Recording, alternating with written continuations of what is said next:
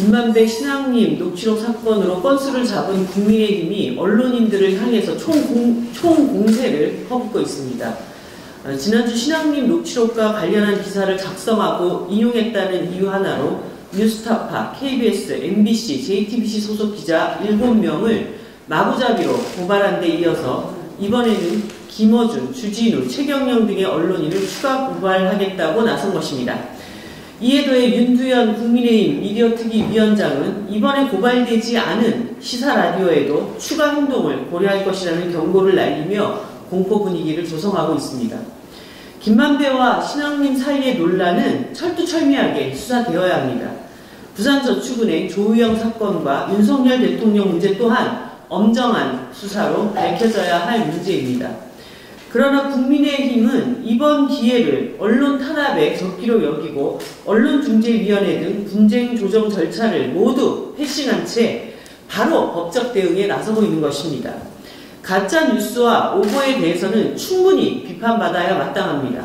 하지만 지금 언론과 전쟁을 치르고 있는 국민의힘의 예전 모습은 어땠습니까? 극우 가짜뉴스 유튜버들의 주장을 인용해서 상대를 비판하고 민주항쟁을 폄훼하는 유사학자들을 초빙해서 정치적 이득을 착실히 쌓아가고 민주당 정권이 언론기사를 삭제했다며 비판하다가 가짜뉴스라는 사실이 밝혀지자 오해였다 한마디로 넘어가는 그야말로 가짜뉴스 얼리어댑터였습니다. 그때마다 야당을 막말, 가짜뉴스 프레임으로 공격한다, 표현의 자유 탄압한다, 인민재판식 방송 장악이다 이런 반론을 늘어놓으면서 자신들은 언론 자유를 위해 힘쓰겠다던 국민의힘입니다. 지금의 모습을 거울에 비춰보십시오. 독재를 통해 천년만년 정권을 붙들고 있지 않는 이상 언젠간 야당이 될 국민의힘입니다. 언론에 재갈 물리고 공포정치 조장하다가 야당 됐을 때도 똑같은 소리 할 것인지 두고 봐야 할 겁니다.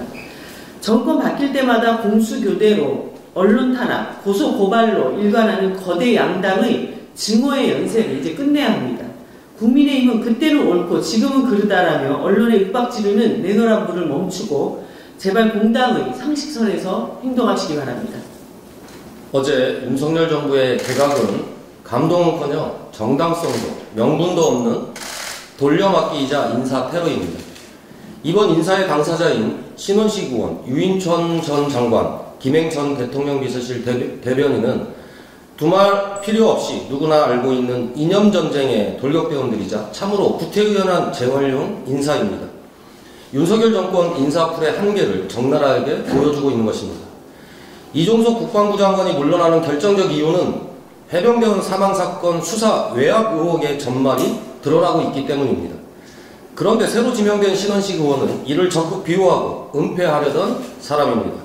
악의적으로 박정훈 수사단장을 항명군인, 삼류 정치인으로 낙인 찍은 장본인입니다.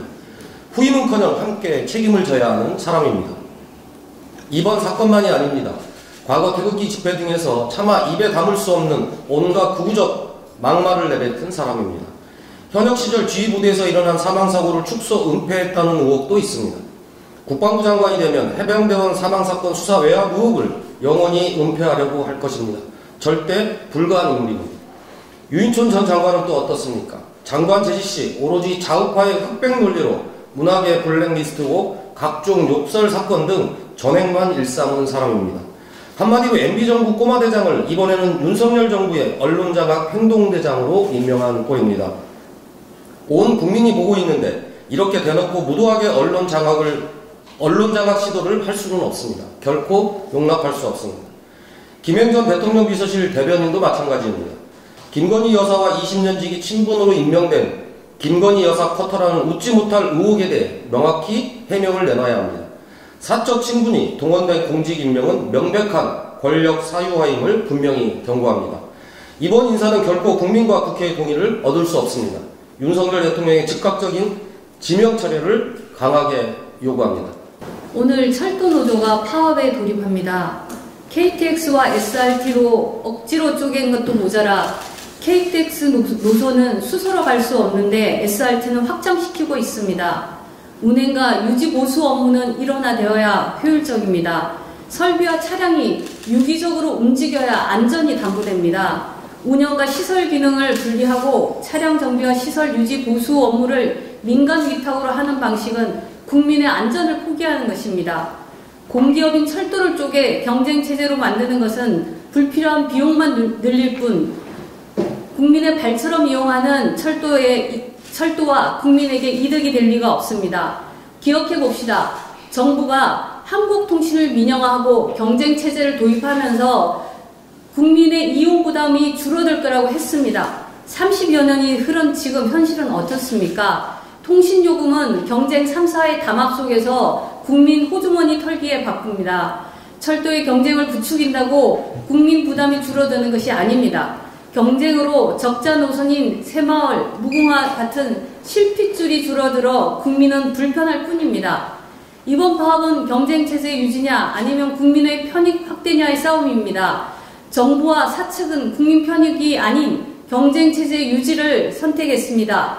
파업은 불가피합니다. 라고 최명호 철도노조 위원장은 분명히 말하고 있습니다. 정의당은 경쟁보다 공공성을 지키고자 하는 철도노조의 파업을 지지합니다. 철도 파업 지지한다. 불편해도 괜찮아. 라는 시민의 여론이 공공철도를 지켜왔습니다. 윤석열 정부는 불법 파업 타령 그만하시기 바랍니다. 정부에 촉구합니다. 국민의 삶과 안전을 지키는 철도노조의 파업에 적극 귀 기울이고 해법을 찾는 데 우선하십시오. 속도보다 중요한 것은 국민의 생명과 안전입니다. 경쟁이 아니라 공공성을 강화하는 것이 필요합니다. 이상입니다. 내일이면 서울 신당역 스토킹 살인사건이 발생한 지 1년이 됩니다. 하지만 그 사이에도 교제폭력으로 신고했다 보복살인을 당하거나 헤어진 전 남자친구에게 스토킹을 당하다 살해당한 안타까운 일들이 이어졌습니다. 경찰청 통계에 따르면 교제폭력으로 검거된 사람은 2016년 8,367명에서 지난해에는 12,841명으로 확연히 증가하고 있습니다. 지난 6월에는 많이 늦었지만 스토킹 처벌법이 개정되었습니다. 개정법은 반의사 불벌 조항 때문에 가해자가 피해자에게 합의를 종용할 수 있다는 지적을 반영해 피해자의 의사와 상관없이 가해자를 처벌할 수 있도록 반의사 불벌 조항을 폐지했습니다. 또한 가해자의 전자발찌 부착 명령도 기소 전 가능하도록 법이 개정되었습니다.